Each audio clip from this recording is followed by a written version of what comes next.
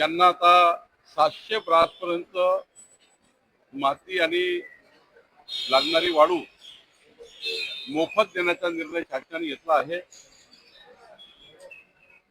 सोबतच वीज मंडळामध्ये जी फ्लाय ॲश आहे ती फ्लाय ॲश देण्याचा निर्णय सरकारने घेतला आहे। अनेक दिवसापासून कुंभार समाजाची ही मागणी होती की आमचा पारंपरिक व्यवसाय टिकला पाहिजे, तो पुढे गेला पाहिजे। आमच्या सरकारने आणि खास करून माननीय मुख्यमंत्री देवेंद्र फडणवीसजींनी कुंभार समाजाला आश्वस्त केलं होतं की आमचं सरकार आपल्याला मध्य प्रदेश सारखी पॉलिसी देईल। काल आम्ही कुंभार समाजाकरता ही पॉलिसी आणलेली आहे आणि आता राज्यातील सर्वच कुंभार समाजांना त्यांचा पारंपरिक व्यवसाय टिकवण्याकरता पुढे नेण्याकरता एक मोठी सवलत महसूल खात्याने दिलेली आहे। आता तिथले तहसीलदार आमचे अधिकारी आमच्या तिथल्या कुंभार समाजाचं रजिस्ट्रेशन करतील, सर्व परिवाराची नोंदणी करतील, त्यांना आय कार्ड देतील आणि त्या आय कार्डवर त्यांना आता 700 ब्रासपर्यंत माती जे वर्षभर त्यांना पुरवठा होईल, एक मोठा निर्णय राज्य सरकारने घेतला आहे। पण त्यांना गाळ माती कुठून उपलब्ध होणार आहे? गाव तलावातून उपलब्ध करून दिलं जाणार का? आणि ओळखपत्रासाठी मर्यादा किती आहे वर्षांची?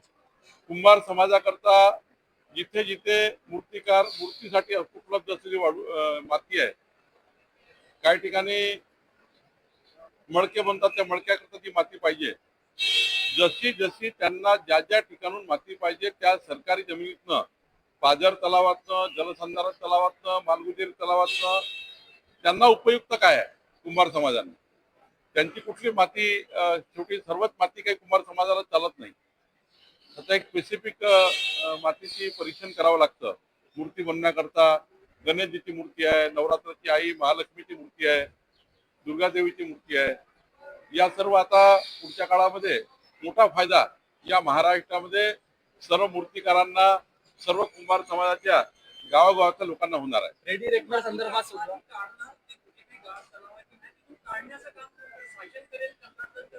नाही, कुंभार समाज जसं मागणी करेल की आम्हाला माती उपलब्ध करून द्या, आम्ही माती उपलब्ध करून आमचे तहसीलदार करून देतील।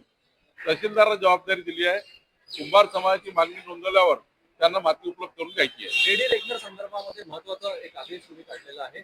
स्काय स्क्रॅपर बिल्डिंग, मोठ्या ज्या बिल्डिंग असतील आणि झोपडपट्टी यांचं रेडी रेकनर वेगवेगळं आता ठरणार आहे, त्यामुळे SRA किंवा बाकीच्या गोष्टी ज्या आहेत त्या सोप्या होतील आणि बिल्डिंगचे रेट सुद्धा कायम राहतील। रेडी रेकनर वेगवेगळं असेल, झोपडपट्टी भाग आणि मोठे टावर मुंबई। राज्य सरकारने ऐतिहासिक निर्णय घेतला आहे, त्याची अनेक दिवसापासून मागणी होती, क्रीडाची मागणी होती, सर्वसाधारण जनतेची मागणी होती की समजा एक मोठी इमारत आहे, नागपूरला सेंटर पॉइंट हॉटेल आहे आणि बाजूला एक छोटं घर आहे, त्याच्या बाजूला एक झोपड्या आहेत, त्याच्या बाजूला काहीतरी SRAची स्कीम आहे। तर आताची परिस्थिती काय आहे की 1 किलोमीटर बाय 1 किलोमीटर हा ग्रोथ त्या ठिकाणी झोन तयार झालेला आहे, रेडी रेकनर झोन। जे सेंटर पॉइंटला रेट लागतात ते इतर सर्व भागाला रेट लागतात। जी उंच इमारत असेल, जी महाग इमारत असेल, त्याचे रेट सर्व भागामध्ये लागतात। आज परिस्थिती अशी आहे। राज्य सरकारने CTS wise, property wise micro zoning करून आता बिल्डिंगचा रेट वेगळा असेल, उंच इमारतचा रेट वेगळा असेल आणि गरीब माणसाच्या घराचा रेडी रेकनर वेगळा असेल। म्हणजे एक मोठा दिलासा राज्य सरकारने रेडी रेकनर मध्ये दिलेला आहे। एक आधुनिकीकरण स्वीकारले गेलं आहे। MRSATच्या माध्यमातून आम्ही प्रत्येक घरांची मोजणी करणार आहोत।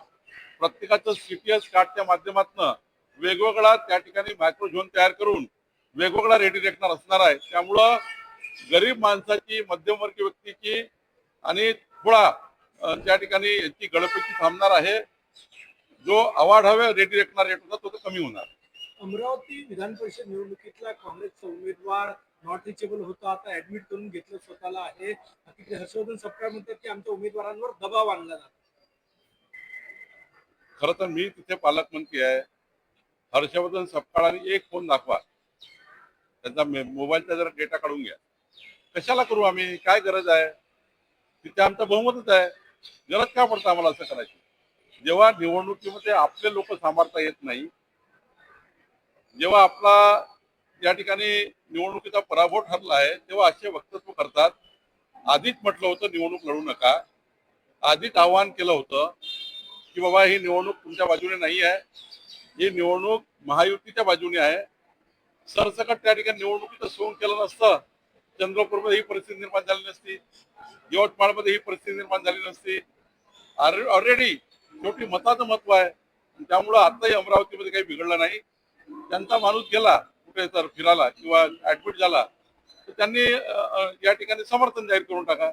नागपूरमध्ये पण तीच स्थिती आहे. अतुल लोंढे का नगरसेवकांची बैठक देखील घेऊ शकत नाही ही स्थिती आहे. नागपुरात 36 नगरसेवक नागपुरात आहे. अतुल लोंढेने आतापर्यंत एकही बैठक नागपूर शहरातल्या नगरसेवकांची घेतली नाही. नागपूरच्या काँग्रेसच्या नगरसेवकाला कळताय ते बुद्धिमान आहेत. काय फायदा मतदान करून, काय होणार आहे, काय फायदा आहे गाड्या घोड्यांना संमेलन घेऊन. निवडणूक पराजय ठरलेला आहे आणि किती मतांनी पराजय होणार आहे.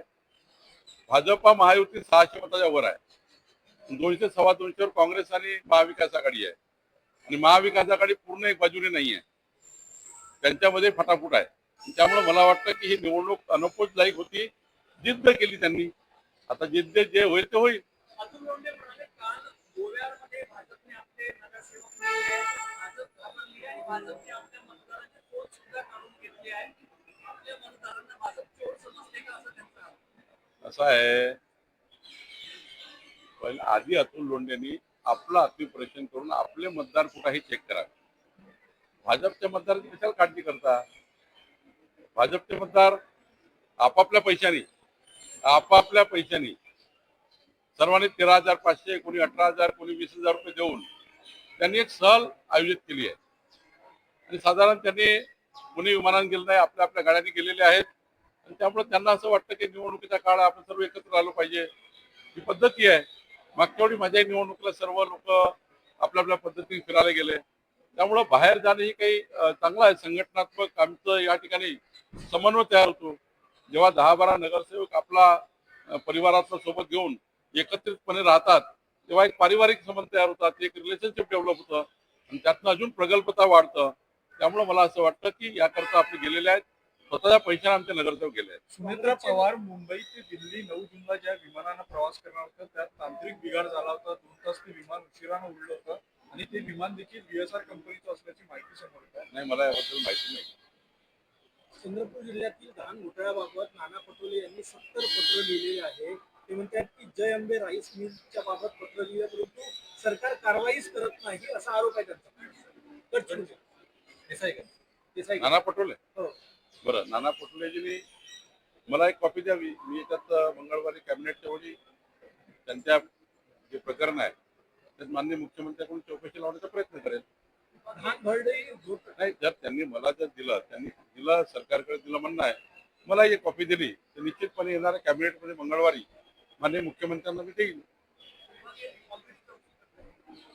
विमान करतात त्याच्यावर आता या सगळ्याच्या तोडगा निघण्यासाठी तुम्ही आणखी काय म्हणजे माती देणार कोणत्या मूर्त्या मातीच्या नसाव्या यासाठी काही अजून नाही, कुंभार समाजांना आता आम्ही पारंपरिक व्यवसायाला मजबूत केलं. आता कुंभार समाजाचे युवा मुलं जे व्यावसायिक बनणार आहे मोठे, त्यांना आम्ही मदत करणार आहे, पॉलिसी आणणार आहे. आणि POPच्या मूर्त्या असू नये आणि असल्या तरी त्यातून जास्त प्रदूषण होऊ नये, असल्या तर प्रदूषण होऊ नये, जास्तीत माती असाव्या अशी भूमिका आमची आहे. पण ज्या POPच्या आहेत त्यांना सुद्धा बिना प्रदूषणाने कशा तयार करते याची काळजी सरकार घेणार आहे. सर हिंदी में जानना चाहेंगे मीनाक्षी नटराजन का फॉर्म रद्द होने के बाद सुप्रीम कोर्ट कांग्रेस को ले गया। क्या राज्यसभा उम्मीदवार मीनाक्षी नटराजन का फॉर्म रद्द होने के बाद कांग्रेस अब उनको सुप्रीम कोर्ट लेकर गया। ठीक है ना, उनका मूलभूत अधिकार है सुप्रीम कोर्ट जाना, हाई कोर्ट जाना। फॉर्म रिजेक्ट क्यों हुआ ये चुनाव आयोग देखते हैं और फॉर्म क्यों अच्छा नहीं भरा ये उम्मीदवार देखता है। तो फॉर्म गलती होगी उम्मीदवार देखेगा, फॉर्म में अगर कुछ गलती हुई तो हाई कोर्ट देखेंगे, सुप्रीम कोर्ट देखेंगे। मोदीजींचा कार्यकाळ जो आहे तो जगभरातल्या सगळ्या राष्ट्रप्रमुखांच्या कार्यकाळापेक्षा जास्त असेल आणि ऐतिहासिक असेल असं तुम्हाला का वाटतं? तुम्ही म्हटलं 140 कोटी भारतीयांनी मोदींचं नेतृत्व स्वीकारलं आहे आणि या भारताला विकसित भारत करण्याचा संकल्प मोदीजींनी केला आहे आणि तो संकल्प लोकांना पटलेला आहे, लोक त्यांना साथ देत आहेत, जनता साथ देत आहे। त्यामुळे मला असं वाटतं की मोदीजी हे जो आता 12 वर्षाचा कार्यकाळ आहे या उपर मी तुम्हाला एक सांगेल, जगातला सर्वात जास्त काळ आणि देशातला सर्वात जास्त काळ राहिलेले प्रधानमंत्री पुढच्या काळातील मोदीच असतील मोदींचा रेकॉर्ड मोदी तोडू शकतील, खऱ्या अर्थाने दुसरे कोणी रेकॉर्ड तोडू शकणार नाही. पवन कोटी, एक प्रश्न असा आहे, एक प्रश्न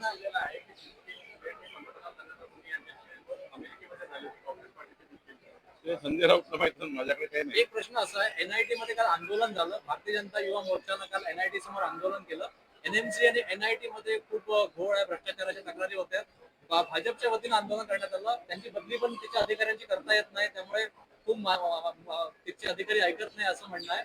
पालकमंत्री म्हणून एनआयटी एनएमसी नाही, मी मध्ये त्या भाजप युवा मोर्चाच्या कार्यकर्त्यांचं पत्र घेतो काय आहे आणि त्यावर योग्य कारवाई करेल. टॅक्सी चालकांना मराठी अनिवार्य करण्याचा निर्णय प्रताप सरनाईक यांनी घेतलेला आहे. मला वाटतं की त्यांनी प्रायमरी निर्णय घेतलेला आहे की असं कंपल्सरी नाहीये, पण प्रताप सरनाईक जास्त सांगतो. पुन्हा मी काँग्रेस